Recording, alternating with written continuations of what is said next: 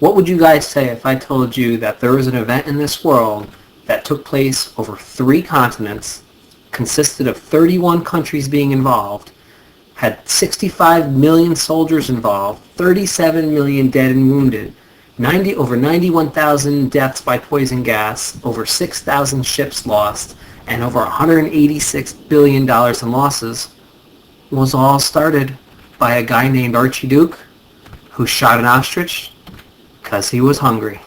You'd probably say I was crazy, wouldn't you? It's not really how it worked, but that's how we're going to remember how it worked. All right? So, World War I, which is Unit 6. Here's how you remember the clauses. There are 4 of them. Now, these are important to know that these are long-term clauses. So I'm going to write the word long here, right? They're over an extended period of time. So the way we remember it is the word mean. So it's M-A-I-N. And each of the letters stands for one of the clauses. So the M stands for militarism, which is simply the buildup of the military. We have a worldwide arms race going on at the end of the 1800s. Countries are competing with one another for the strongest military. The A is the alliance system. We're going to look at that in a little bit more detail in the next slide, right? But that simply means it's like the buddy system. Okay, countries sign agreements, treaties to help each other in the event that another one is attacked. I is imperialism, which we know that would be building empires, right? So countries are going to compete with each other for colonies around the world. And then the N is nationalism. And in this case, it's going to be extreme nationalism, where you think your country is better than somebody else, or you think that your people deserve their own independent country. All right. So I told you we're going to look closely at the alliance system. Okay, there are, at this time, in order to try and prevent war, the countries thought it would be a good idea to just set up these big giant teams or opposing alliances, right? And that would kind of deter future wars, because you wouldn't want to declare war on one country knowing that they had alliances with all these other ones, and that turns out to backfire. Right, so the first alliance is known as the Triple Alliance, also known as the Central Powers. You can see these are the 2 big ones, okay, Austria, Hungary, and Germany, right? But Ottoman Empire and Bulgaria are part of it as well. And then on the other side, we have the Allied powers, right? Serbia, Russia, France, Great Britain, and Italy. And they're known as the Triple Entente. You'll notice that there is no United States anywhere in here. Okay, we were still very isolationist. We were worried about the Western Hemisphere, the Monroe Doctrine. We really didn't get involved in what happens in Europe. Now, this alliance thing, right, is going to take a small problem and quickly turn it into a big worldwide problem, right? If you think about it, a bunch of people tied together, like they took a piece of rope, right, and they tied each other together, and one person jumped into a swimming pool. What's going to happen to the rest of them? They're all going to get pulled into the swimming pool, and that's eventually what happens here with the alliance system. Right, so here would be a bunch of Venn diagrams showing you how the alliance system worked. Right, so the yellow is aid, simply they agreed to help or provide money. The tan was a treaty, and the green was an outright alliance, meaning if one country went to war, the other ones had to go as well. Right, you're probably looking at this and saying, oh my goodness, I have no idea what's going on. And that's the point. The alliance system in Europe was so confusing and so intertwined with one another that it set the stage for a really big problem, because all you needed was for the right country to have a problem with the right country, and all the other countries were forced to get involved, because that's something that in international politics you had to honor your alliances, you had to honor your treaties. You couldn't just say, nope, I'm not in the mood to go to war. If you had an alliance with that country, you had to go to war with them. Right? So here would be looking at a map of Europe showing you the different alliances. Okay, the only thing I want you to get out of this map, right, is Germany is kind of the big brother here to Austria-Hungary. They have a stronger military. They have the more effective leaders. Okay, what do you notice about where the Triple Alliance is in relationship to the Triple Entente?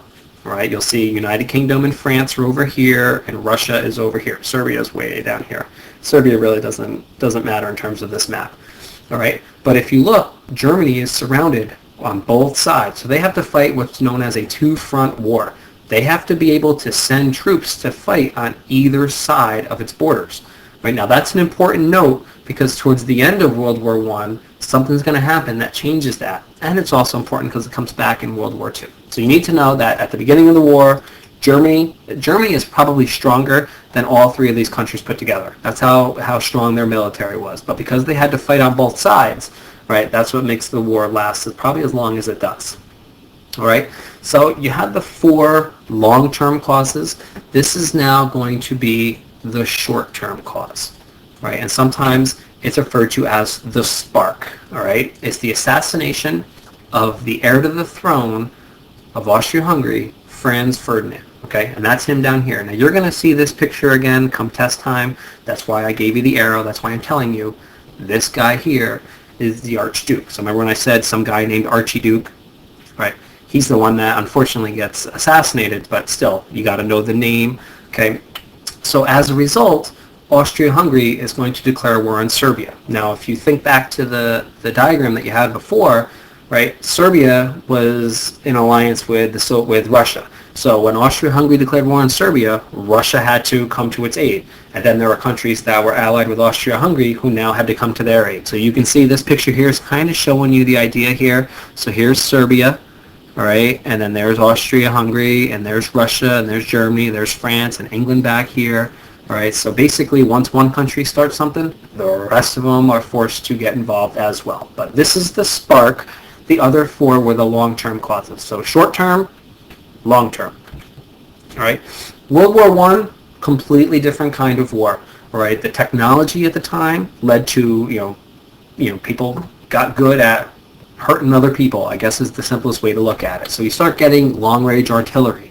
Okay, you don't no longer need to be close to the enemy, right? Machine guns and poison gas, right? Mechanical tanks, that replaces the horse and the cavalry charge, right? Airplanes are now seen on the battlefield. Zeppelins or blimps or hot air balloons for reconnaissance.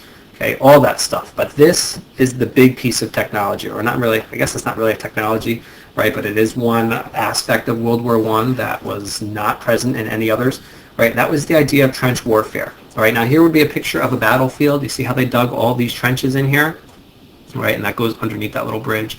Okay, this would be how the battle goes on, right? The soldiers stand inside the trenches every now and then the long-term artillery would bomb from one side of the battlefield to the other. Right? But essentially the soldiers would stay inside their trenches until they get orders to charge, and then they would climb up out of their trenches, right? And they would charge across the battlefield. So you can see here's a guy down here in the trench here, right? And let me just look at it. Look at the devastation, right? The conditions are not going to be very good. The area in the middle is called no man's land, all right, in between the two sides, right? And that was just, I mean, it probably looked like the moon. Just craters all over the place, no trees, no nothing, right? Now, I know I told you that the United States didn't belong to any of the alliance systems. Okay, we didn't pick a side. All right, we actually, at the beginning of the war, we choose to stay neutral. And our goal was, our mindset was, we had enough to worry about on the Western Hemisphere with the building of the canal, with Hawaii and Alaska. Remember that whole last unit we were looking at? That we didn't necessarily need to be concerned with what was going on in Europe. So President Woodrow Wilson wanted to keep us neutral. He didn't want us to get involved, right? And in fact, that was actually a good step because our economy actually did really well during the early years of World War I. We kept trading with both sides because we wanted to be real careful. You know, if we stopped trading with one side, then that would have meant we picked a side. Our goal was to not pick a side. All right, so here's the million-dollar question. All right, so let's get some dollar signs up here. How neutral was the United States? Well, take a peek at this graph, and you tell me if the United States was neutral. So make sure you read everything.